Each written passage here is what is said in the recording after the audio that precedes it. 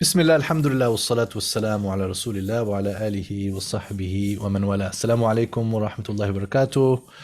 Welcome everyone, and I'm very glad to be with you and to have you join me for our whiz through one quarter of Kitab Al-Itqan fi Ulum al-Qur'an. So, before we get into it, of course it would make sense to give some introductory comments about Al-Itqan, and I'm going to do that in a very limited way. There are some things that I want to make sure that you are aware of, and then other details, of course. There's a great deal written about the Itqan. We can also direct you to some of those sources that could be relevant if you want to get into more depth about it. My journey with the Itqan came primarily as a translator. So, as you know, I've been translating some Quran-based works for some years, but the first work that I actually took on was this one, not Tafsir al-Razi. And it was actually not the first thing that was offered to me, but there's a center in Qatar, which was at that time known as the Center for Muslim Contribution to Civilization. And when I got in touch with them about any potential translation projects, they suggested to me Ibn al-Jawzi's Muntazam fi Tarikh al-Muluki wal-Umam, if I'm not mistaken. And I said, no, thank you. I will mess that up because I don't know anything about history, and I wouldn't even know if somebody's name is a name of a person or a town or a donkey, or it's just an ordinary word. So I said, don't let me touch history. So I waited, and alhamdulillah, the opportunity came along to take on Al-Itqan Volume 2, which implies the existence of a Volume 1. Can you fetch the Volume 1, please, Muhammad? I don't usually have assistants with me, but here, your colleague Muhammad has come. No, it's here. Has come out of Telegram, out of Zoom, and into Glasgow. So if anyone wants to do that in future, you let me know. Inshallah, we will facilitate for you. Right. So this is the Volume 1 of the translation. Do not, by any way, shape, or form, spend any money on this atrocity of a translation, which they released as Volume 1, The Perfect Guide to the Sciences of the Quran. A few people worked on it. Some of it is okay, just because I should say Al-Muhtaram Ayman Abdul Halim, who's my colleague now in teaching at As-Salam Institute, his chapters are fine, but certain of the other chapters are among the worst things I've ever seen translated. I haven't actually talked to Ayman about that, but basically he just took on the last few chapters up until chapter 35, which all comes into Volume 1. Volume 2 is only a few chapters, but some of them, particularly chapter 40, are long. That's why the second quarter of the book is Volume 2 out of 4. So yeah, this is just basically atrocious, and that's that. Volume 2, inshallah, is good. That's what I was tasked to do, and obviously took it as seriously as other works, as you know what standard I try to live up to. These are the names of the chapters and how I translated them. So Gharib al-Qur'an, and then non-Hijazi dialects or words from other Arab dialects in the Quran, and words from outside of Arabic that became Mu'arrab, Arabized. Al-Wujuh al-Nadha'ir, which is called polysemy, as you'll see. Chapter 40, which is the biggest one, and for me, the most important one that I really want to work with you on. However, we'll be doing that in a very quick manner this time round. It's about adawat. You could say mostly huruf al-ma'ani, and some other things like that. Related to that is i'rab, and then some other things which kind of fall under grammatical, balaghi kind of aspects, or the interface between these things, ilm al-ma'ani. Chapters 40 and 41 are summarized from Mughni al-Labib of Ibn Hisham. And the other things, of course, are taken from different sources. So this is part of the nature of Al-Itqan fi Ulum al-Qur'an, that it is a compendium. It is, you could say, an encyclopedia of Quranic studies. And Imam Suyuti in his introduction talks about how this came to be. And of course, Imam Suyuti was, rahimahullah, very prolific writer. He wrote a lot of different works. He also read a lot of different works. He collected a lot of different works, studied them, included them, summarized them. And all of this is part of his tremendous khidmah that he did for all the ulum of this deen, and including in hadith and hadith sciences, and of course in tafsir as well, given that he is the author of several works of tafsir, some of which we have and some of which didn't reach us, because he was apparently writing something called Majma' al-Bahrain, which we don't have, but we have Tafsir al-Jalalain, where he did the second half, or filled in the first half of that tafsir, and Ad-Durr al-Manthur, his collection, which is based on hadiths pertaining to tafsir. But Al-Itqan fi Ulum al-Qur'an is actually part of this massive project of khidmah of the Quran. And as I understand it, he says in the introduction that he intended this to be like the introduction to his big tafsir. So I think that's an important thing to keep in mind with this work. In modern times, you could say a comparison is that Mufti Taqi Usmani, hafidhullah, was tasked with writing an introduction to his father's tafsir, right? And it kind of became extensive enough that it's now a separate book, which is his book of Quranic Sciences, Ulum al-Qur'an, which I also had the honor of working on and revising the translation of these past few months. So inshallah, there will be a new edition of that from Turath Publishing. But that is beside the point. Al-Itqan fi Ulum al-Qur'an contains what are known as Quranic Sciences. Each chapter, as I'm calling it, bear in mind in the original book is called An-Nawwa'. And I'm not entirely sure exactly what is his logic of calling Anwa'. That's not the same with all his books, but he doesn't call it Al-Bab, which should just be a chapter. But here, An-Nawwa' is like a type of Quranic science, or each one is an ilm min ulum al-Qur'an, for the most part. Right? But sometimes, it's more like a subset or something, maybe that wouldn't itself be an ilm mustaqil, but, together several of those things would constitute an ilm. But you could say ilm al-Gharib, that would be perfectly fine. Ilm al-Gharib al-Qur'an. So these, would have existed before As-Suyuti's time, often as individual books. So in the beginning of each chapter, he will tell you about some of the main things that were, could you just pull that curtain a bit? Things that were compiled in this ilm or that ilm, the main books that were written. So as you can see, that happens here in the beginning of, that's fine, it's just a little bit because it was, he would mention these works, and therefore you can kind of assume these are his sources as long as they are, things that were available to him. And then, this is a great blessing then that a lot of these individual works might not have survived. We might not have the original copies of them, for all sorts of reasons in history, things get lost. But the fact that we have the Itqan, and that has been, given the attention of the ulama, then we have the contents of those books. They have not been lost. One other important thing I should mention when it comes to the sources of Al-Itqan fi Ulum al-Qur'an is that he relies very extensively and heavily and closely upon Al-Burhan fi Ulum al-Quran of Badruddin al-Zarkashi. And in the introduction, he, from my perspective, downplays that quite clearly, and basically says that he'd compiled his work and then he was like, why has nobody ever written anything like this? And then I stumbled upon this book by Zarkashi, and I thought, hey, this is actually really good. So I looked at it and I found a few benefits to add to my book.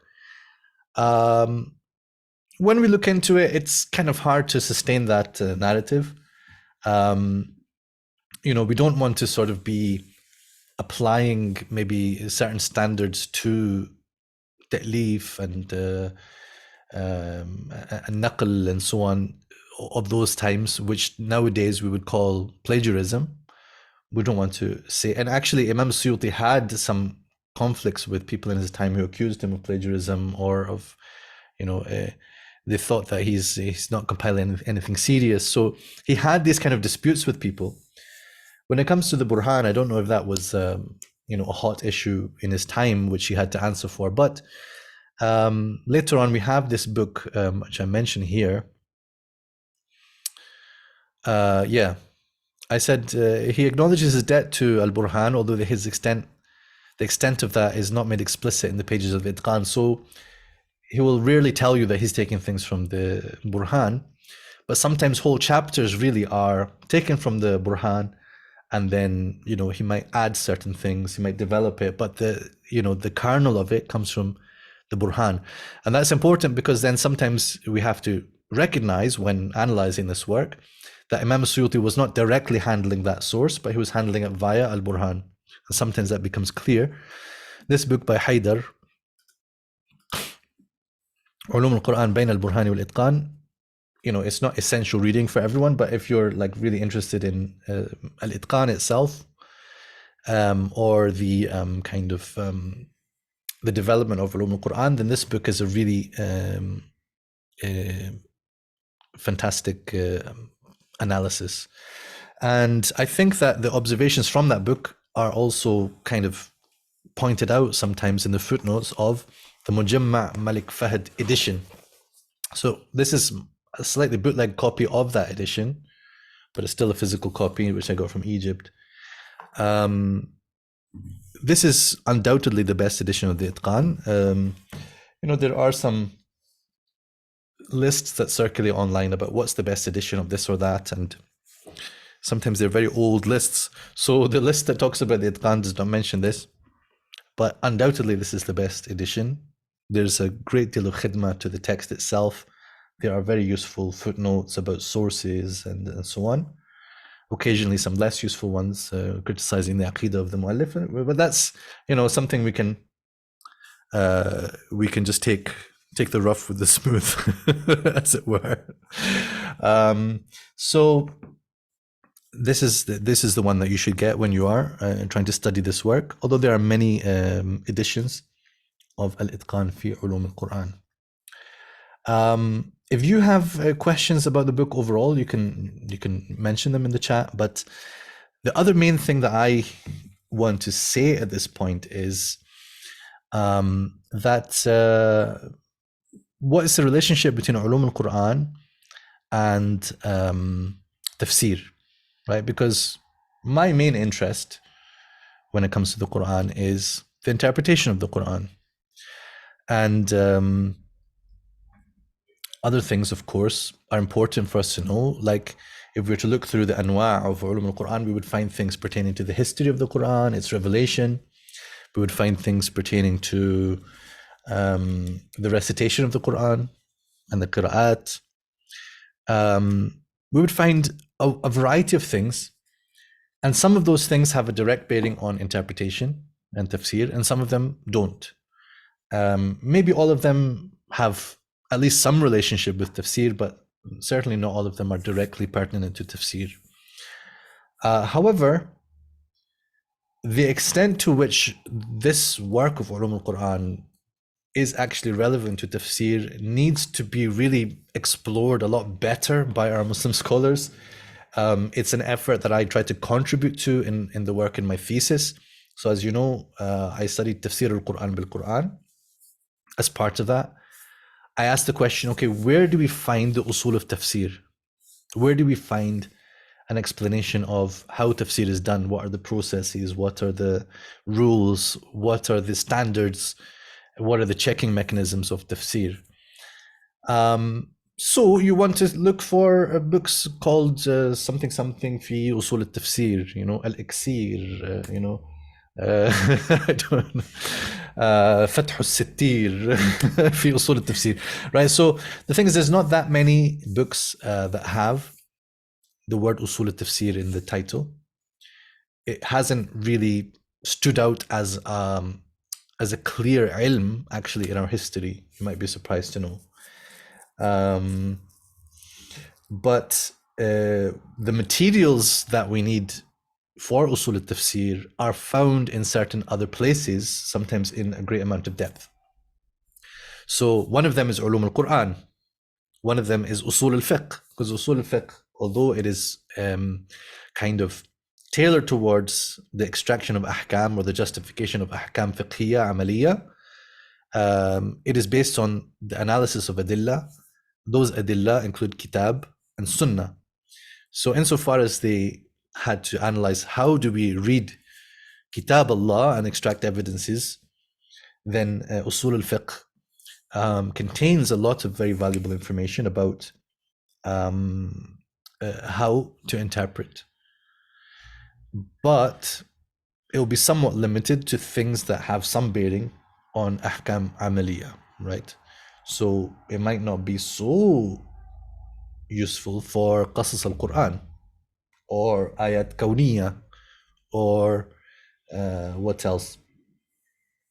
You know, even when it comes to the theological questions, you know, usul al-fiqh, the rules that you find in usul al-fiqh can indeed be taken and extended to those things, but you should do so thoughtfully while knowing that maybe we needed some usul here for this type of ayah, right?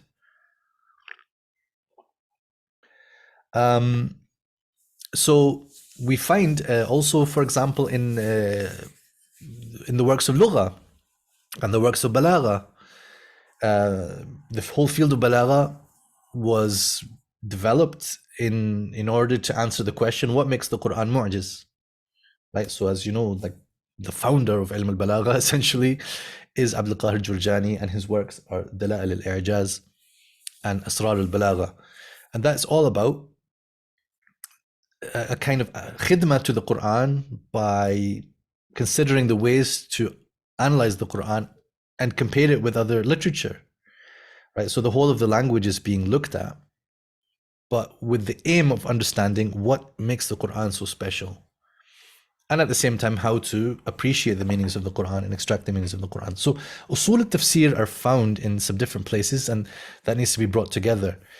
Among the most comprehensive places to find these things is actually the books of Ulum al-Qur'an, and I think this is not appreciated enough, that we need to study these works in order to know the usul of tafsir.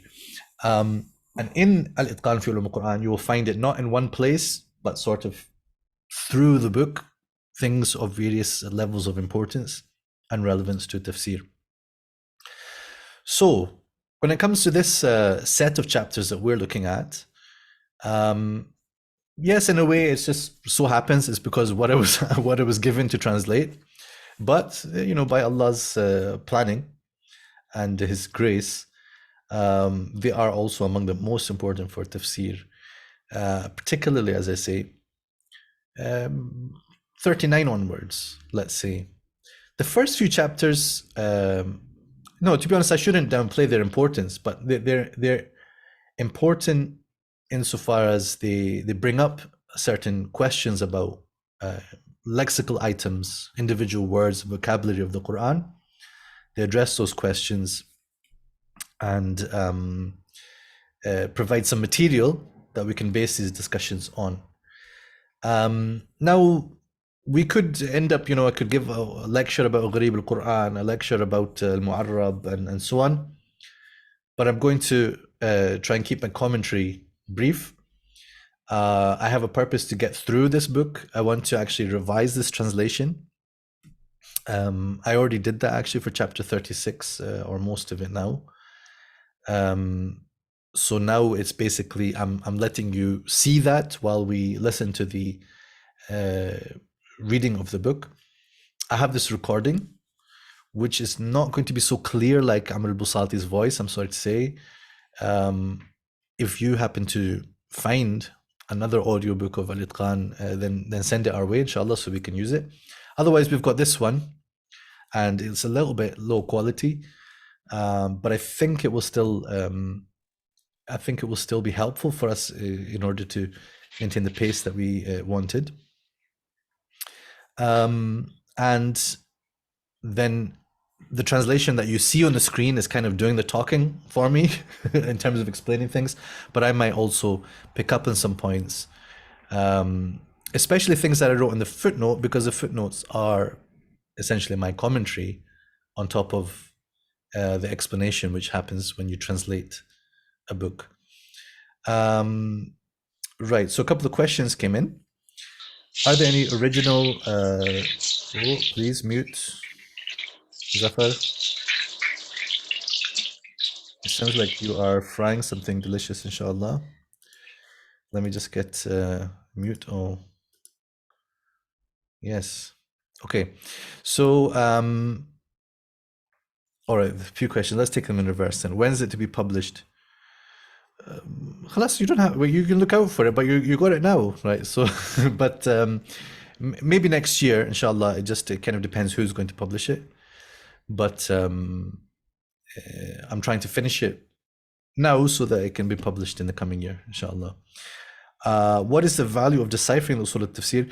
If you want to do tafsir, if you don't, then don't. But also, if you want to analyze tafsir, if you want to say, okay, this is a good tafsir or a bad tafsir, all of that depends on saying, okay, what makes a good tafsir and what would make a bad tafsir? You know, what are the rules that have to be followed? Otherwise, you know, لَقَالَ مَنْ شَاءَ مَا شَاءَ, which is what's happening out there in the world. People are saying all sorts of things. And then you say, oh no, but this is not correct because... Is it enough to say because the books of tafsir don't say that? For some people that might be satisfactory. Okay, the Mufassirun didn't say that, therefore it's wrong. Or do you have to say, well, and it goes against the Arabic language? Well, that would be part of the usul al-tafsir, right? And it contradicts sabab nuzul, right? That would be part of the usul al-tafsir, right? So then when it comes to being correct or not according to language, well, it's not just, okay, well, my auntie, I was going to say Shagufta, I don't know. Let's use the Arab name, my khala, you know, Farida or something. She said it's correct in Arabic language. Or my uncle, Ammu Hani, he said it's wrong. So it's not based on, you know, qil wa qal, right? So where do we get the details of Quranic language in order to say, well, this accords with it or doesn't accord with it? It's in books like this that have detailed the issue of Quranic language. Original English works on usul al-tafsir.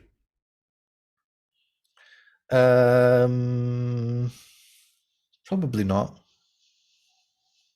Inshallah. So my monograph, which is based on my thesis in Tafsir al-Quran bil-Quran, the book is called Explaining the Quran Through the Quran. It will be an original English book in usul al-tafsir. Other people might have written things, but you know, the question is whether they can really claim that they are even within the field of tafsir to begin with, right? So of course there are you know, mustashriqun, or you know, Islamic studies specialists from outside the Muslim context who write about how to, you know, how to read the Quran, how to interpret the Quran, etc. But that's based on their usul, right? Usul al-tafsir means we belong to the tradition and we are trying our best to represent that tradition, but we're also, you know, as members of the tradition, trying to add to it, trying to improve it, trying to clarify it, moving it forward, rather than just saying, you know, قال al-Suyuti, or you know, before al-Suyuti said this, therefore that is the qawl and that is the end of it. Rather, we're saying al-Suyuti contributed something and the ummah should continue to work on it and develop it. But in order to have new thoughts, you know, we should first do justice to our tradition, you know, which is difficult. That's the hard bit. And that's what most people don't want to do also. Yeah, there are some people who just get stuck on, you know, doing traditional things and reading, you know, and sometimes we might criticize them, but more worthy of criticism are those who just jump straight into say, oh, this is my new theory for interpreting the Quran. You know, you didn't even attend one course at Al-Itqan fi Ulum al-Qur'an, you know, at least you guys will have attended one course, right? After that, you can at least say, I attended one course in Al-Itqan fi Ulum al-Qur'an before coming out with my theories, right? So as for me, I like creativity, I like new ideas, new theories, but, you know, as they say, al-mabda huwa qatlu al-turathi bahthan, right? Not to kill the turath, right? But to kill it, you know, in the idiomatic way. قتل القديم بحثا, right? قتل القديم بحثا, like to make sure that you've absolutely rinsed it, you understood it before jump into criticisms, jumping to generalizations and the ulama didn't talk about this. People do this all the time. It's like, you've really, how much time did you spend reading them? Oh, so the Mufassirun didn't really understand this point. Right, more likely you didn't understand the Mufassirin. That's what happened, right? Because if you read them properly, you would see actually their discussions could be much more sensitive and thoughtful than you've given them credit, because maybe the words that they used escaped you. And I've seen people writing things, Western scholars, Muslim scholars, whoever, they will just say, oh, so-and-so, it didn't really make a good point here. And then when you see how they translated it, they're like, well, that's why you thought he didn't make a good point, because you didn't understand the point. And the reason I know you didn't understand it is because, fortunately, you translated it for us, and I can see that you misunderstood, right? Whereas Imam Al-Razi, who you're supposedly criticizing, he made actually a very good point, a very pertinent point. But if you want to get into the issue of naqd al-turath, you got to rise to the challenge. Really, don't just do it from your couch. Okay, Bismillah. So, apologize in advance if this sound is not going to be that nice. You can always, if you don't find it so good, you can maybe adjust the volume or something. But this is the recording that I've got, and it will help us to keep up a bit of pace with this. If you've got any questions as we go, or especially if you see a typo or you query a translation, do that, because that's part of the purpose of having this group to help me to get through this. Inshallah, our aim today will be not to finish the whole of the chapter of Gharib, because in Gharib we also have a very extensive section called the Masail of Ibn al-Azraq. So I expect us to just basically to reach there, and then we'll do those Masail tomorrow. That's where Ibn Abbas is asked a series of questions about what is the meaning of this word, and he gives the meaning, and then they ask Ibn al-Azraq, this Khariji, he says, وَهَلْ تَعْرِفُ الْعَرَبُ ذَلِكَ? And then he says, yes, have you heard this poetic line? And then he'll quote a poetic line. So as you can imagine, that was the hardest part from my whole translation project. And inshallah, I will show you that tomorrow. But for now, we are getting into the subject of Gharib al-Quran. Now, as you can see, I didn't want to say the weird of the Quran, right? So Gharib, or the strange Quran. But I wanted to say, okay, what do they mean when they say Gharib? They're saying words which are not immediately apparent to people because they're unfamiliar, right? And this gharaba is not inherent. Could be like outliers. So the gharaba of it, or the strangeness of it, is relative to the person, right? So if I'm a gharib from the Quran, right? If I'm a stranger to the Quran, then all of the Quran is gharib to me, right? But the more that I'm familiar with the Quran, the more everything is mu'talaf wa ma'roof, right? So the gharaba comes from a particular word, might not be widespread amongst all the tribes of the Arabs, for example, right? So it could be that some tribes used this word extensively and others did not, so it was gharib to them, right? So in terms of Quranic vocabulary, it sort of started off with this concept of Gharib al-Quran, and then as he mentions here, we've got al-Mufradat fi Gharib al-Quran. That's the famous title of it by Al-Raghib al-Asfahani, which is, if you look at it, a Quranic dictionary, right? Is it handy here, Muhammad? Can you fetch, if you don't mind? Wait a second.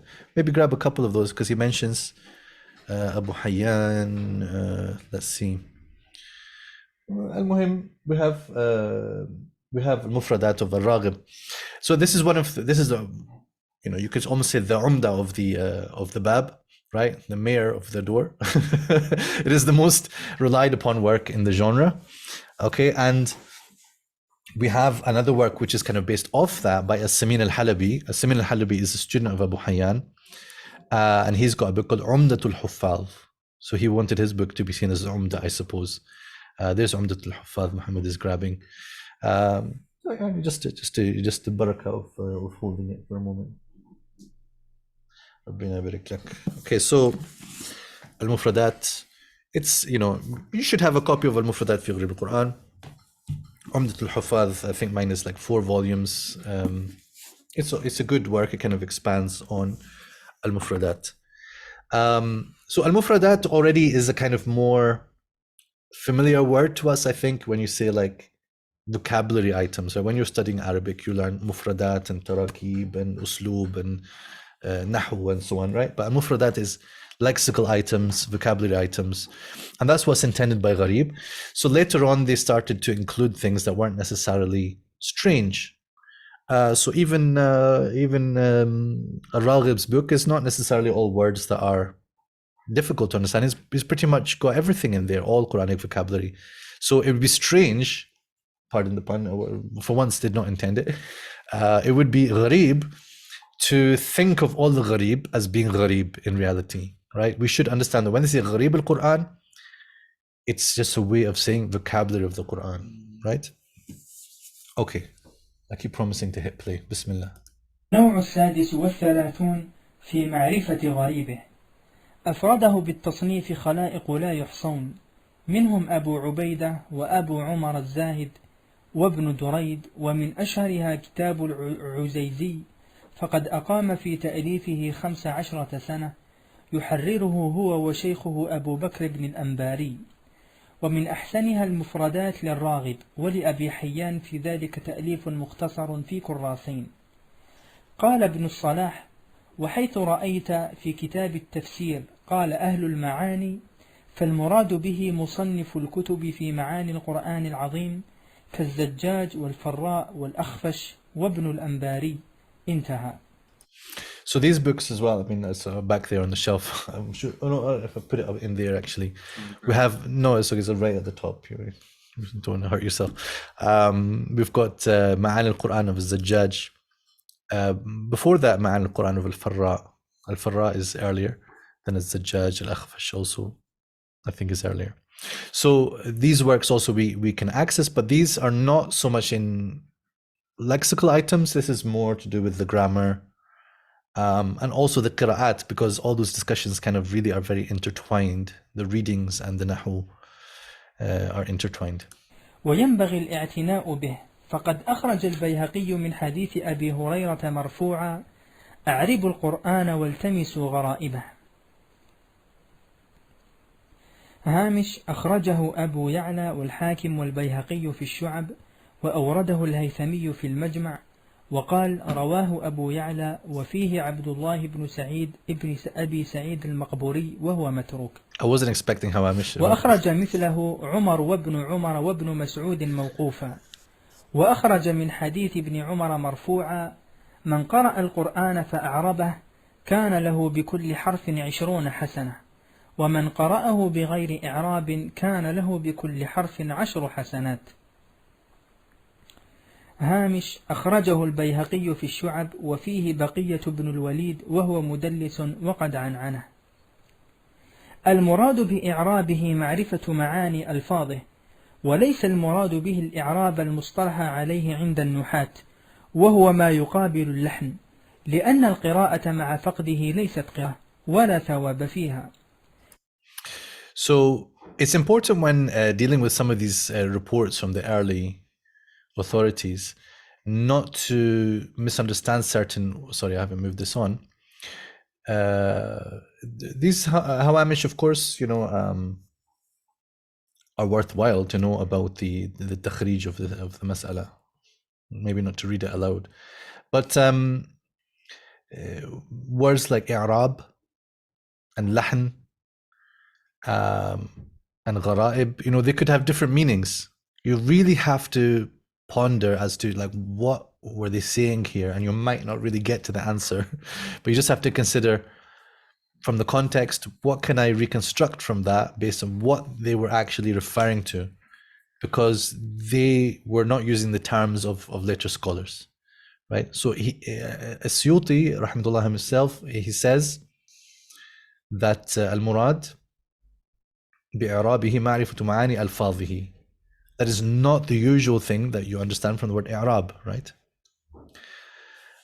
So when translating it, that's why I have not translated the word i'rab here, but I've kept it as the term in the athar or in the hadith.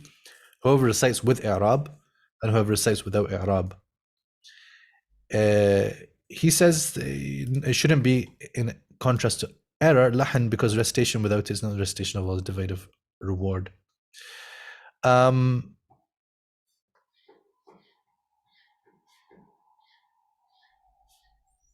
In fact, I might revise this footnote of mine, because we have lahan in tajweed. A person who recites with tajweedi lahan, which means error, would still be rewarded as long as they're doing their best. But if they're reciting with grammatical lahan, it kind of depends. Is that because their pronunciation is defective, in which case they would still get reward. If they are reciting just like random, changing the i'rab and changing the grammar, then it may be a more serious problem.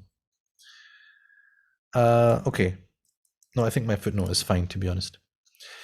Nazish is asking, there's also the case the definition varies per scholar, how they define i'rab.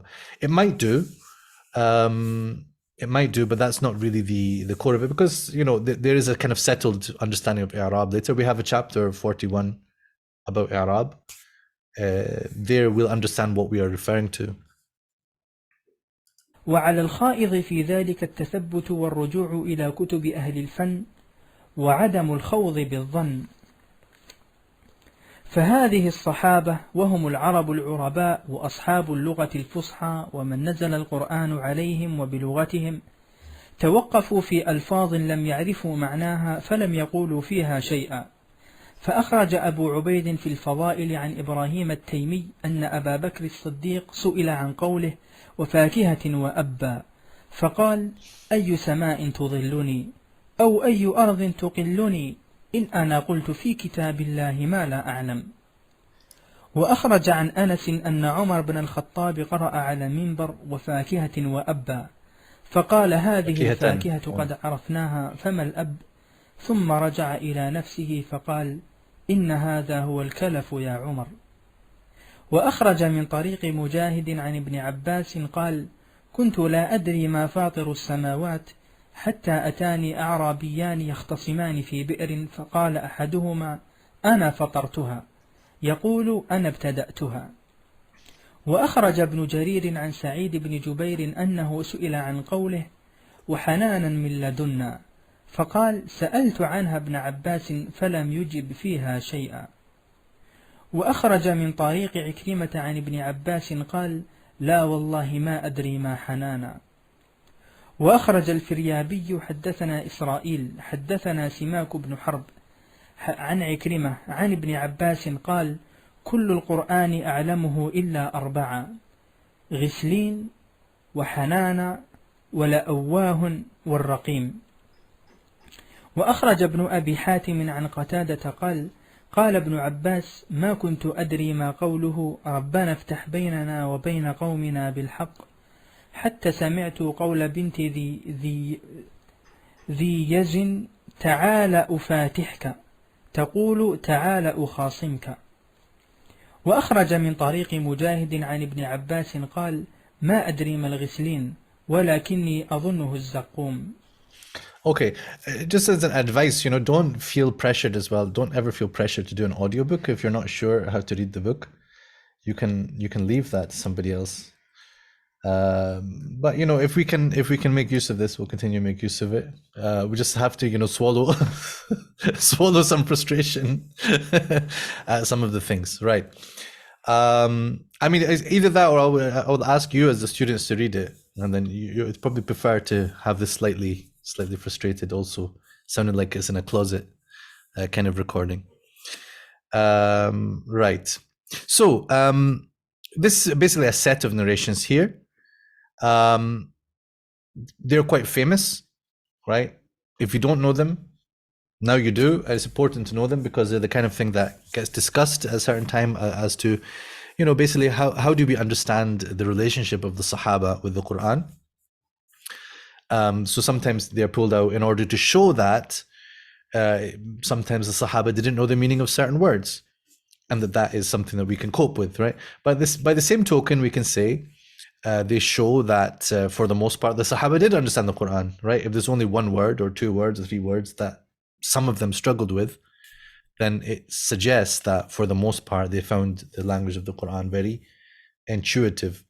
The fact that there are these exceptions means that they also were not afraid to say, I don't know the meaning of this, I don't know the meaning of that, and then they would find out, presumably Ibn Abbas would say this and then not just say, oh, well, I don't know, which is what most of us do, unfortunately.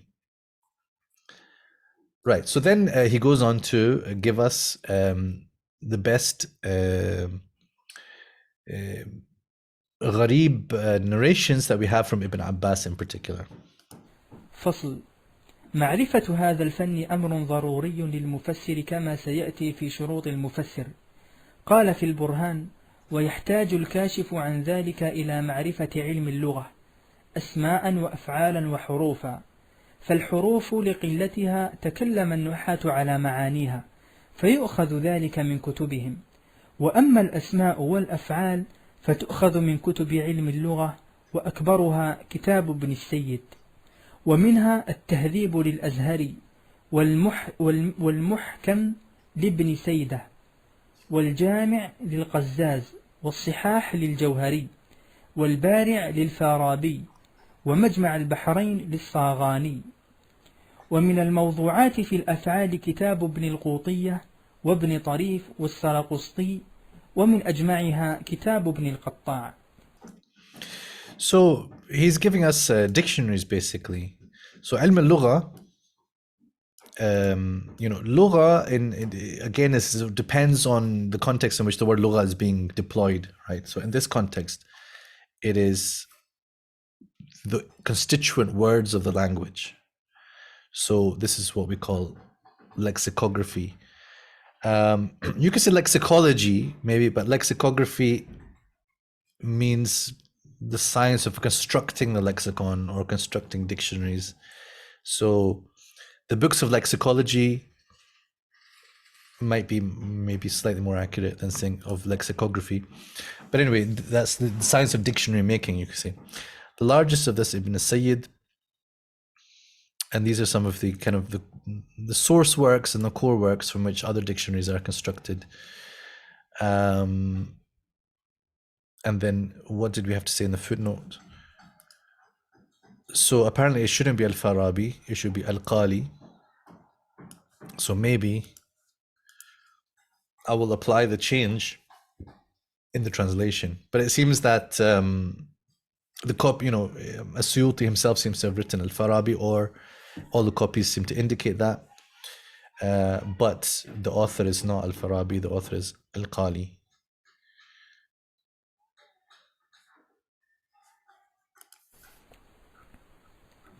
قلت: وأولى ما يرجع إليه في ذلك ما ثبت عن ابن عباس وأصحابه الآخذين عنه، فإنه ورد عنهم ما يستوعب تفسير غريب القرآن بالأسانيد الثابتة الصحيحة.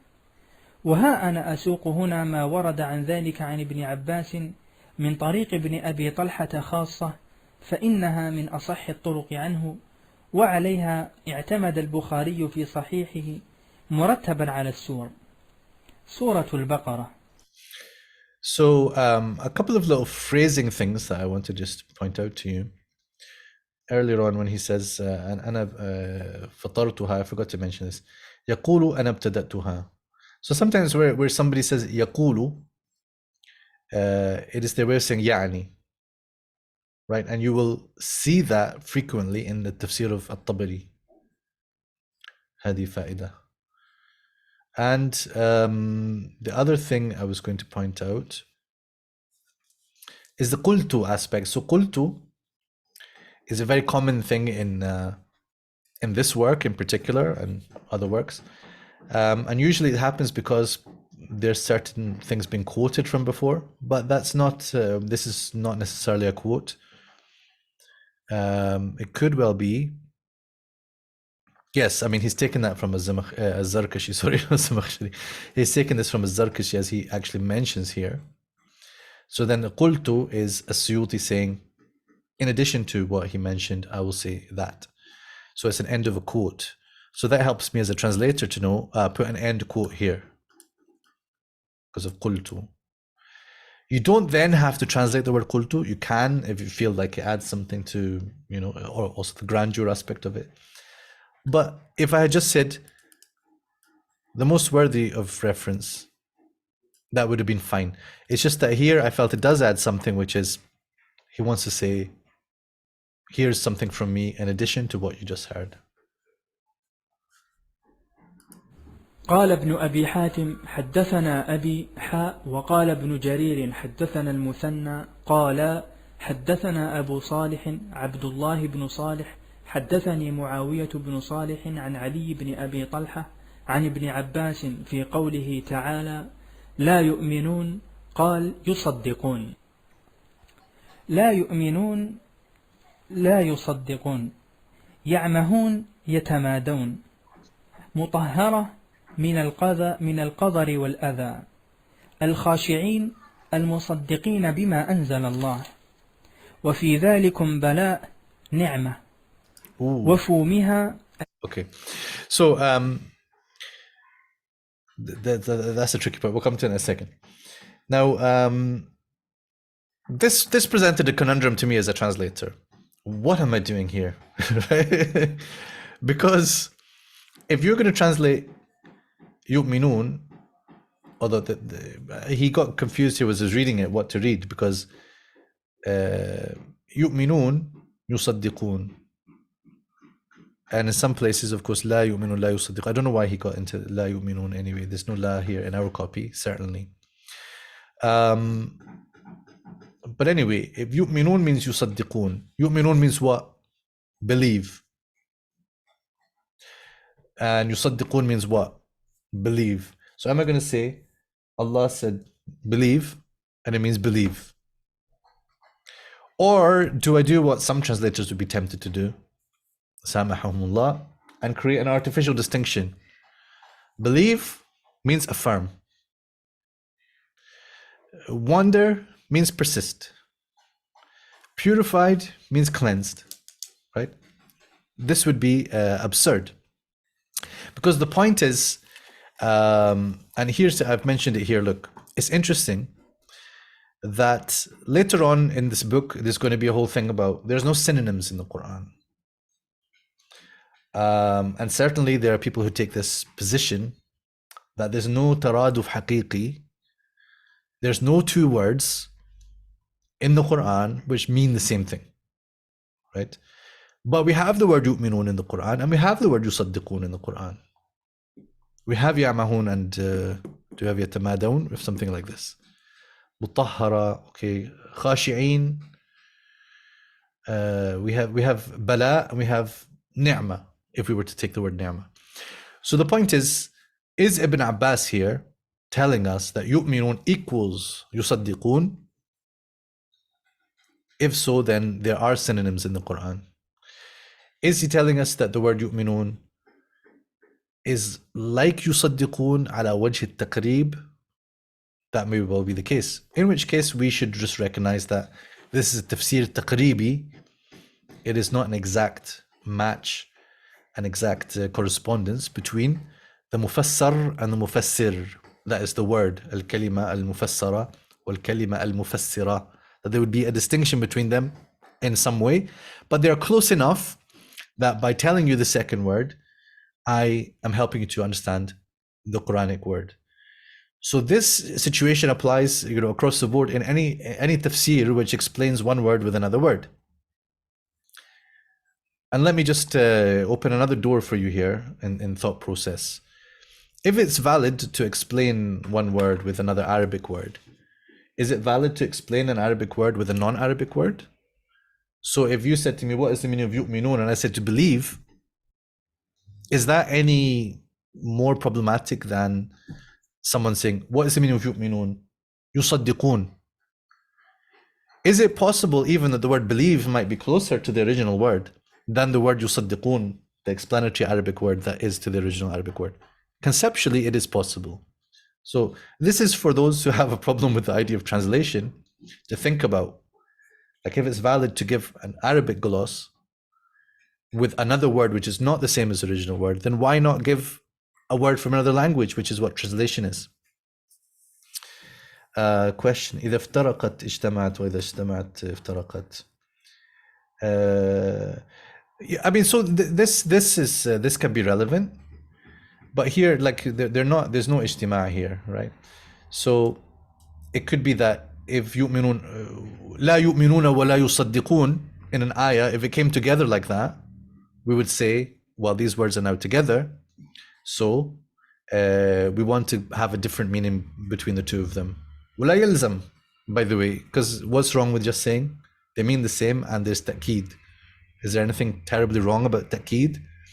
People are very nervous about the idea of takrar, right? Repetition in the Quran, because it sort of became like a bad word. Mujarrad takrar, redundant kind of repetition. But if repeating something emphasizes it, is that not good enough? فَإِنَّ مَعَ الْعُسْرِ يُسْرًا. I'm saying to myself, really, Ya Allah, this going to be easy with hardship? إِنَّ مَعَ الْعُسْرِ يُسْرًا. What a reassurance that is to my heart. Is it the first yusr is this? There's two yusrs actually for one usr, because usr has got al on it, and then yusr is 2 second yusr. This comes in we will see it, inshallah, chapter 42, I think, right? So is it necessary, or is it can just say وَتَكْرَارٌ لِلتَّأْكِيد? So do you want to say, for example, إِذَا اجْتَمَعَ فِي الْقُرْآن? So if the both words come in the Quran, then they mean something different. Again, there's sort of unnecessary doctrinal kind of I mean, there's no basis for that doctrine. Like the Prophet ﷺ didn't tell us there's no such thing as synonyms. لا ترادف ولا عدوى, or there's no sort of inherent reason why we have to believe that. But people kind of maybe settled upon like feeling that this is the way to defend the i'jaz of the Quran, for example. Right, so we're going to mostly just proceed through the list quite quickly. That's the intention, inshallah. But I wanted to give you these sort of conceptual thoughts. So what did I do in terms of the translation? This is my reasoning. Yu'minun is just like, it's here in this context, it is the Gharib, it is the Mujmal, it is the thing that needs explaining. And then this word is the explanation. So what I do is I translate this second word, I translate the explanatory word, and that is taken then as the explanation of the original word. So I don't try to translate the original word. That would be, to put it mildly, it would be silly, because then I'm translating both words, or I'm creating an arbitrary distinction between the words, and I'm just creating a new issue out of thin air. Right, so what I did is I thought about it first before doing it all, and I really reasoned that what I need to do is to translate the second word and not the first word. So yu'minun means yusaddiqun. Yusaddiqun means affirm. So I said yu'minun means affirm according to this explanation. You see the point? Ya'mahun, persist, yatamadun. And oftentimes you will just see very clearly that this is a translation of this as well. I mean, this is a translation of this as well. But you see, yu'minun, I could have said believe, and yusaddiqun can be translated as believe. But it's like iman has different possibilities within it, and tasdeeq is like the specific thing he says. That's what it means. La yusaddiqun, to affirm. Khashi'een. Okay, this ni'ma and niqma issue is a bit of a concern. It's discussed here in the footnote. It sort of spills over. Not that much. So I've said here, in some copies this is given as niqma, but this text accords with the sources and the version provided by the author in Ad-Durr al-Manthur. So I've said that from this footnote, وبسند الذي ذكر المصنف بلفظ النعمة بدل النقمة فلعل الخطأ من السيوطي فقد أورده في الدر المنثور على الصواب منسوبا إلى الطبري وابن أبي حاتم. Right, so actually this footnote seems to be saying the opposite of what I have recorded here. Did we talk about this, Muhammad, when we were reading through earlier?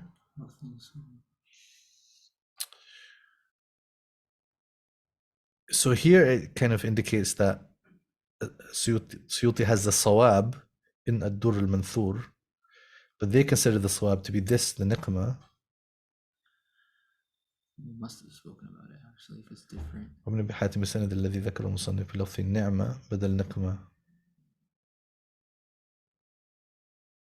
No, I'm not sure from this which one do they consider to be the khata. The thing is that it's not complete. I know you're thinking, obviously bala is niqmah, right?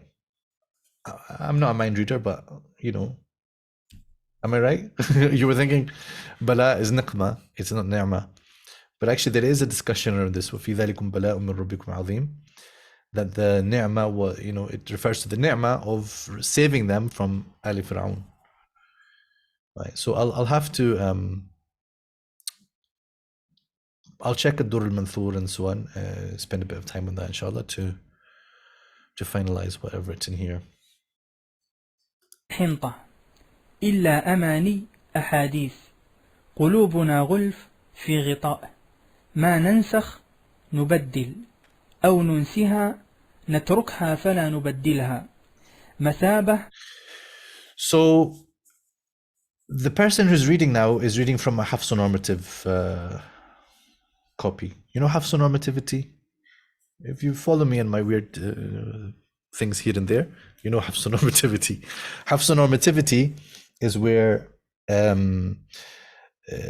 authors and editors talk about the Quran as if the Quran is in the riwayah of Hafs and Asim, that is not just one of its riwayat or the most common one, but it is the Quran. Ibn Abbas radiallahu anhuma was not reciting Hafs and Asim. Like, I'll tell you that as a fact, because Hafs was not born and Asim was not born for there to be an an, okay? So Imam Asim comes later and then Hafs later. So when it comes to any word that he's commenting on, we don't know just off the bat how he is actually voweling that and how, you know, that might affect the word that's being explained. Is he explaining the word nunsi, or is he explaining the word, as they say here, nansa? So what the editors here have done in the Mujamma' Malik Fahd edition is they have reasoned that because this, okay, on the one hand, it can be from reasoning that the explanation fits this reading. Number two, what do we have in terms of riwayat from Ibn Abbas of what was Ibn Abbas's reading? Okay, or you can say it's the other way around, 1 and 2. Okay, so they tend to tell us here, Nansa'ha anyway is one of the canonical readings, is one of the Qira'at Mutawatira, reading of Ibn Kathir and Abi Amr. And it is here Ma'rufa an Ibn Abbas. So they are right to say, well, this would be the best thing to consider, that the Itqan is conveying from Ibn Abbas.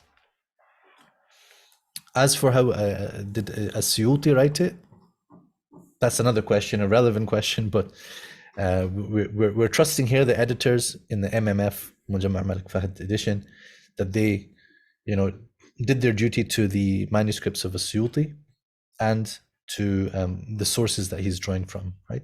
So his explanation here is of an nansa'ha and not of aw nunsiha. Oh, okay. So I've got a whole footnote about this, which kind of gives the introduction roughly along the lines of what I just said to you.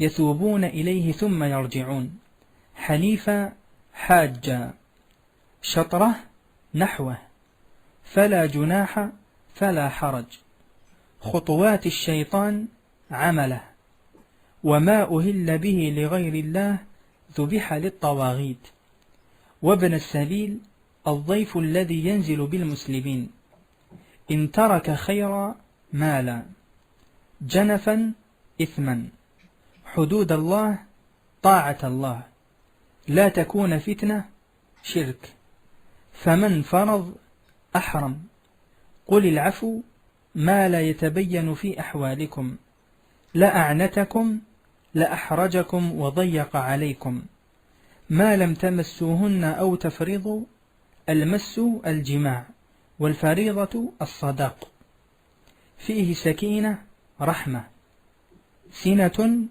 نعاس، ولا يؤوده يثقل عليه، كمثل صفوان حجر صلد ليس عليه شيء. سورة آل عمران: متوفيك مميتك، ربيون جموع. سورة النساء: حب. Okay. Any comments? So, yeah, I was thinking just to point out that, it's a good thing to memorize. Not necessarily this list, but, there are sometimes some dictionaries that give you very short meaning of the words. To learn the meaning of Mufradat al-Qur'an is a beautiful thing.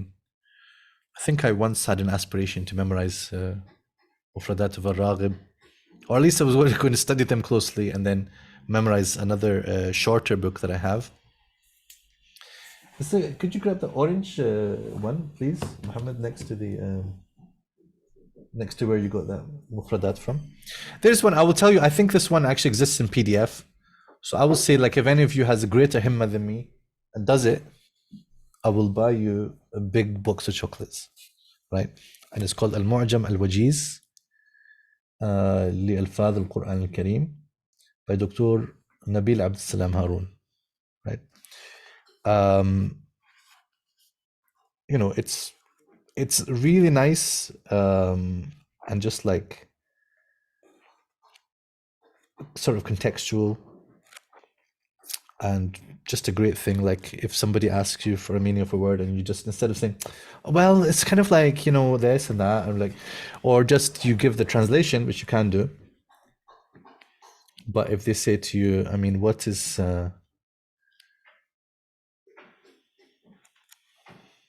for example,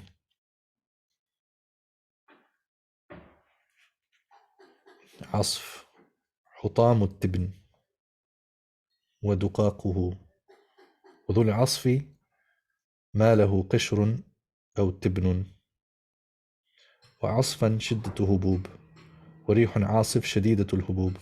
Anyway, sounds like not that exciting example I gave, but the point is, it's very nice to have. Barakallah fik. There we've got al-Mu'jam al-Wajiz. So it's nice to have a rasid of that's right. Yes, it's a shortened.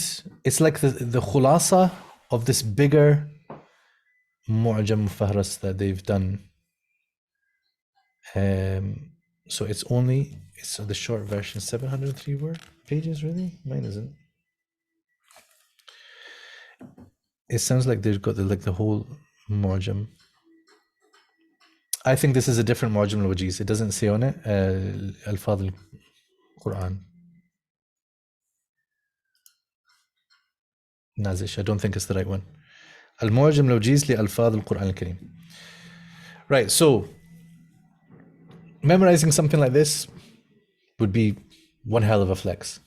كبيرا إثما عظيما نحلة مهرا وابتلوا اليتامى اختبروا آنستم عرفتم رشدا صلاحا كلالة من لم يترك والدا ولا ولدا ولا تعضلوهن تقهروهن والمحصنات كل ذات زوج طولا سعة محصنات غير مسافحات عفائف غير زوان في السر والعلانية ولا متخذات أخدان أخلاء فإذا أحصن تزوجنا العنة الزنا موالي عصبة قوامون أمراء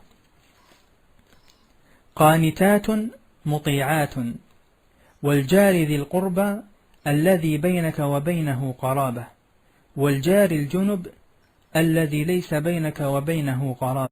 You don't have these like whole books and everything written about 434 and conferences and lectures. Then Ibn Abbas is قوامون أمراء. That's it. Let's just move on. والصاحب بالجنب الرفيق، فتيل الذي في الشق الذي في بطن النواة، بالجبت الشرك، نقيرا النقطة التي في ظهر النواة، وأولي الأمر أهل الفقه والدين، ثبات عصبا سرايا متفرقين، مقيتا حفيظا، أركسهم أوقعهم، حصرت صدورهم ضاقت، أولي الضرر العذر، مراغما التحول من الأرض إلى الأرض، وسعة الرزق، موقوتا مفروضا، تألمون توجعون، خلق الله دين الله، نشورا نشوزا بغضا، كالمعلقة لا هي أيم ولا هي ذات زوج، وإن تلووا ألسنتكم بالشهادة أو تعرضوا عنها، وقولهم على مريم بهتانا يعني رموها بالزنا. Right. So in any translation project, you've got to have a transliteration system. And I was given a system to follow. It's not the same as I do everywhere. I'd rather have this for Ain, but this was the system. But I also had used this system for like kal mu'allaqa, and then when I was revising it recently, I started changing it, but I'm going to change it back. So there'll be a little bit inconsistency as I fix that, inshallah. I'm looking for these kind of situations where I've put up apostrophe. I'm going to restore it to a little hyphen. So I might even just catch them all now while I'm saying this. It's not too many of them, but there are places where I restored. I put in an apostrophe because that is kind of more standard, but it works better when you're not using the apostrophe also for Hamza, which is the confusing thing here. So I think I probably got them now. We can continue. سورة المائدة. أوفوا بالعقود ما أحل وما حرم وما فرض وما حد في القرآن كله، يجرمنكم يحملنكم شنآن عداوة على البر والتقوى، البر ما أمرت به والتقوى ما نهيت عنه، المنخنقة التي تخنق فتموت، الموقوذة التي تضرب بالخشب فتموت، المتردية التي تتردى من الجبل، النطيحة الشاة التي تنطح الشاة، وما أكل السبع ما أخذ، إلا ما ذكيتم ذبحتم وبه روح، بالأزلام القداح، غير متجانف متعد لإثم، من الجوارح الكلاب والفهود والصقور وأشباهها، مكلبين ضواري، طعام الذين أوتوا الكتاب ذبائحهم، فافرق فافصل، ومن يرد الله فتنته ضلالته، ومهيمنا عليه أمينا، القرآن أمين على كل كتاب قبله، شرعة ومنهاجا سبيلا وسنة، أذلة على المؤمنين رحماء، مغلولة يعنون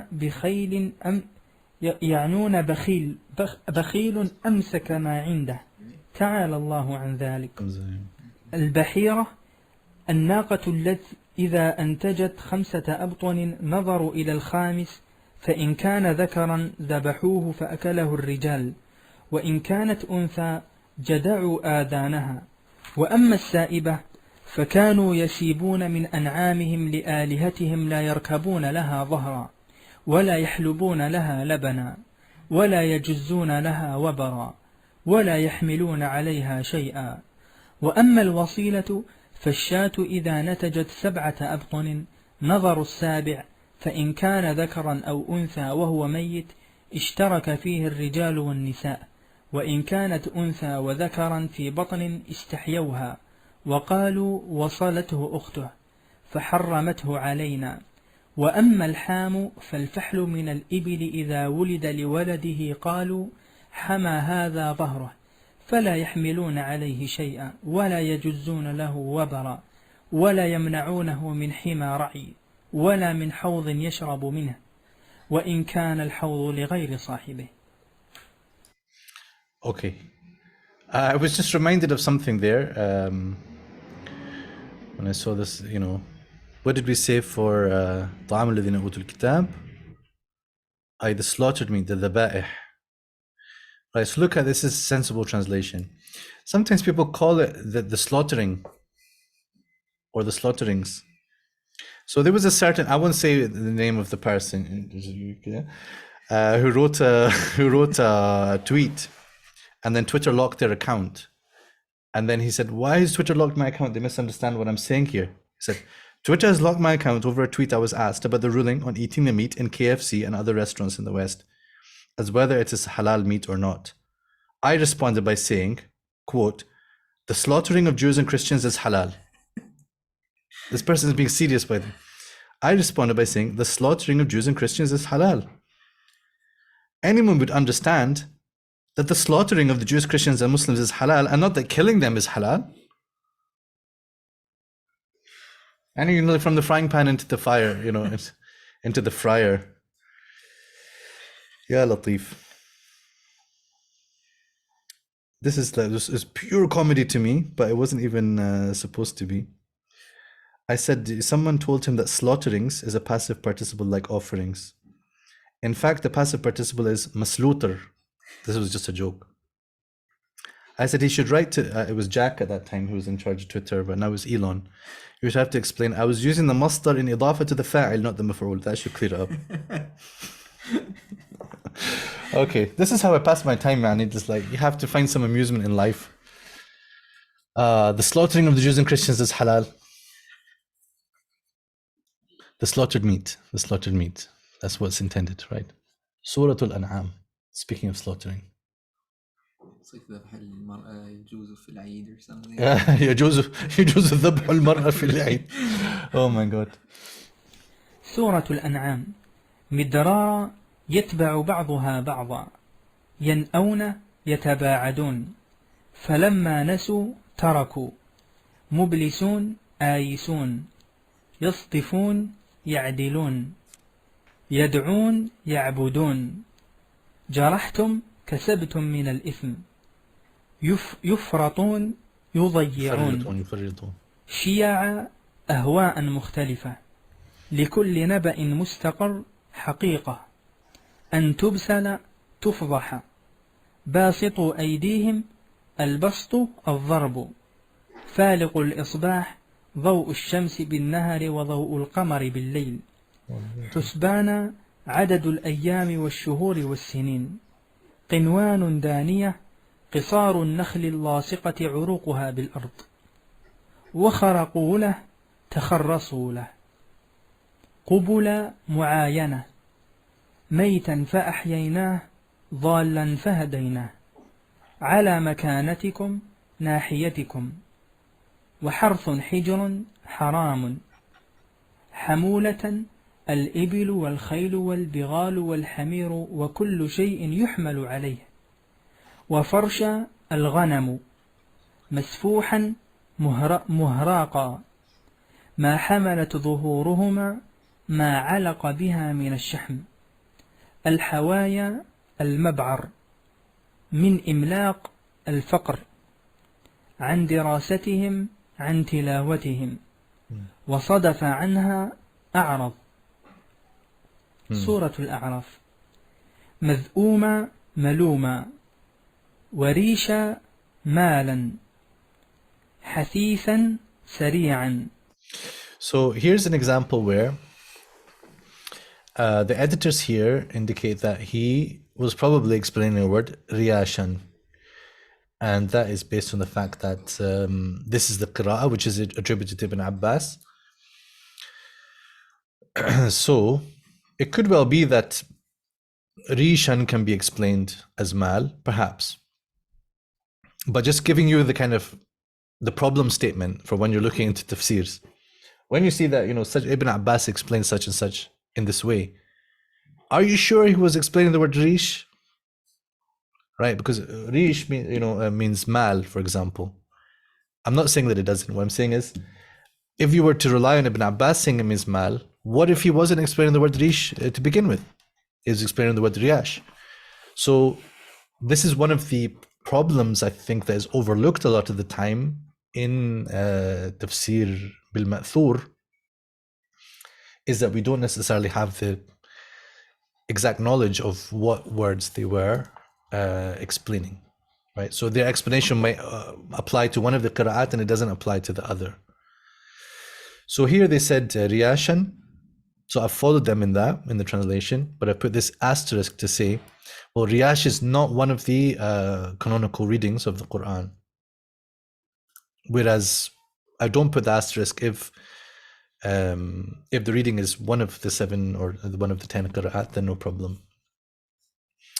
Manahil pointed out something important. Another good mufradat list to attempt to memorize is Ibn Juzay's second muqaddimah in At-Tasheel, of course.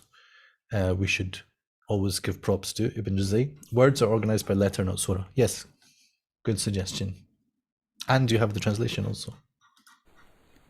رجس سخط بكل صراط الطريق ربنا افتح اقضي أسى أحزن حتى عفوا آسى أحزن حتى عفوا كثروا ويذرك وآلهتك Still wrong.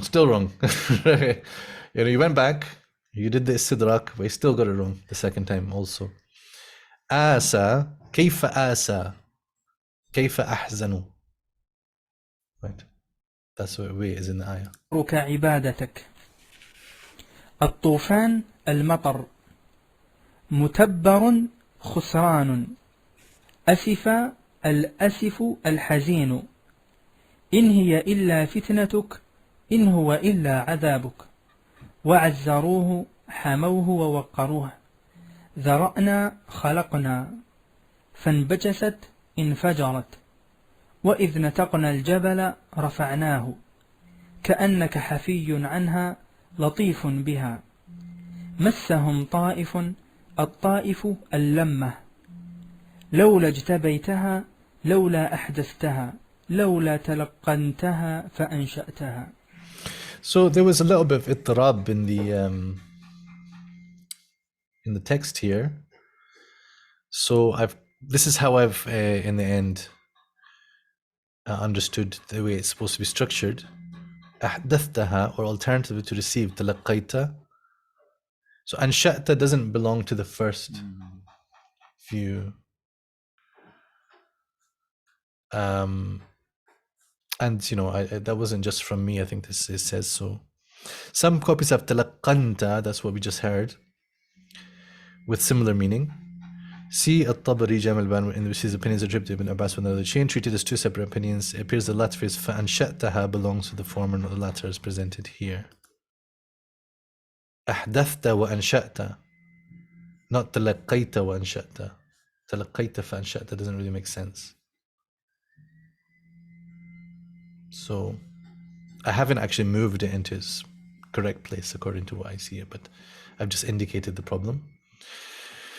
Another thing that I've done in some places where he's mentioned two words at once, I've split them into two just to make that more consistent for the reader. سورة الأنفال كل بنان البنان الأطراف جاءكم الفتح الفتح المخرج ليثبتوك ليوثقوك يوم الفرقان يوم بدر فرق الله فيه بين الحق والباطل فشرد بهم من خلفهم نكل بهم من بعدهم من ولايتهم ميراثهم من ولايتهم ميراثهم.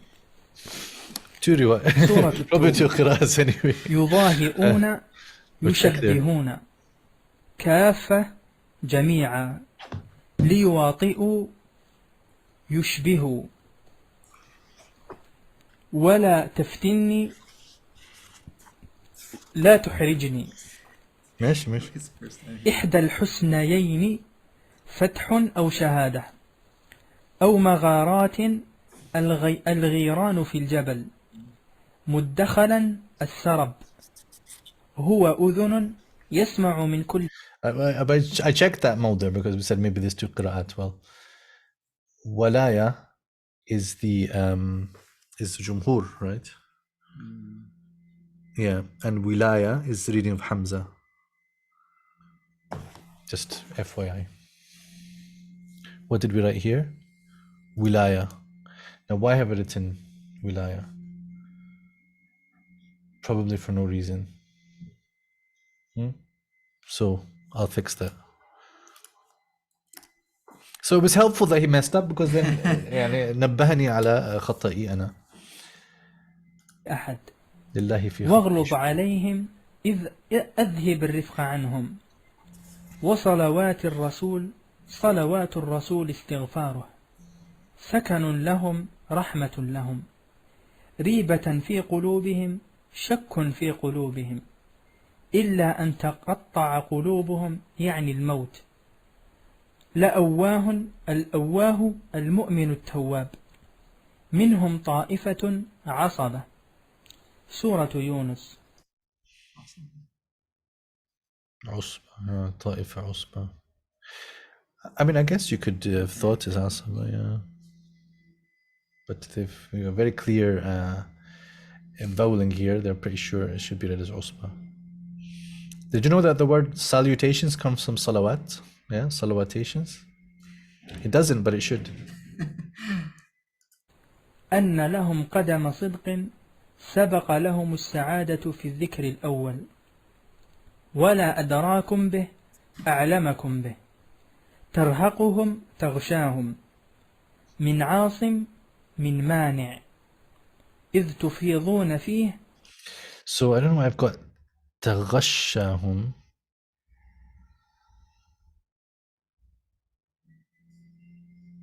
I mean, so by the way, I originally was not translating from this edition. I was translating from the edition of Abu al-Fadl Ibrahim. So sometimes certain wording I will have taken from him, and then a little bit later I started to use the Malik Fahd edition and correct things. So there will be some hangovers. So I don't know for sure that maybe we can check, but it might be that he had a shadda there, or I just made it up and made things harder on myself. But taghsha seems fine. Taghshahum, tarhaqu, taghsha. تفعلون وما يعزب يغيب. سورة هود.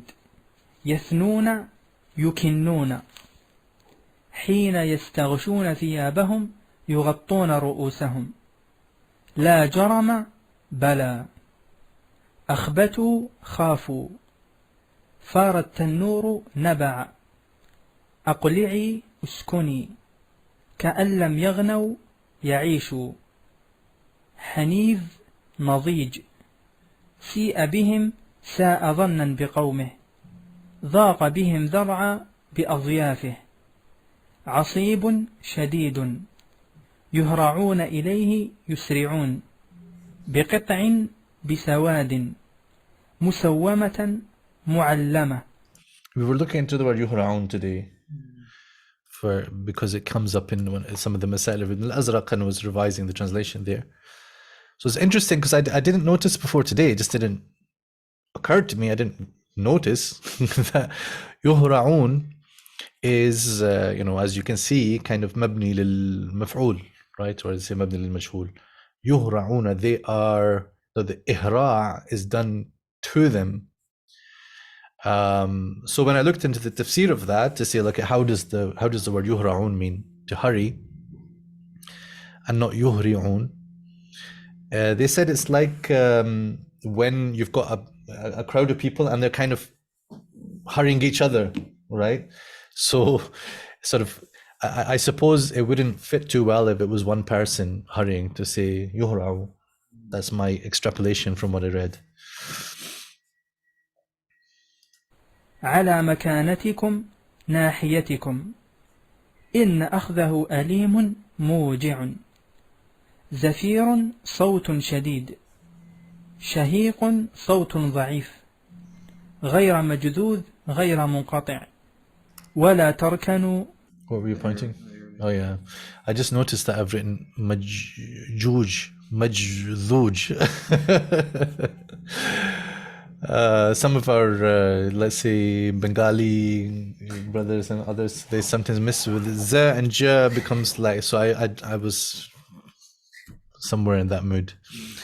Majzuz, jadha, jadhun or majzuz, and not majzuj. I have some things in my tweet drafts that I haven't released because I'm thinking like, how will people react to this? So one of them is Ya'juj not, lest ye be Ma'juj. I'll let you ponder on that. تدهن سورة يوسف شغفها غلبها متكأ مجلسا أكبرنه أعظمنه فاستعصم امتنع بعد أمة حين مما تحسنون تخزنون يعصرون الأعياب والدهن حصحص تبين زعيم كفيل لفي ضلالك القديم خطئك.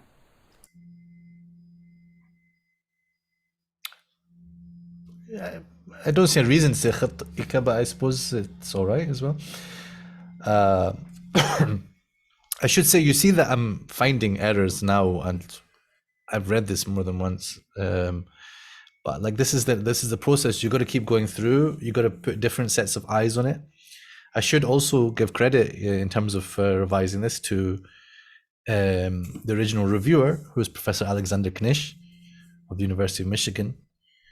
This is not his specialist field. His specialist field is Sufism, but he has, obviously strong involvement in Arabic literature.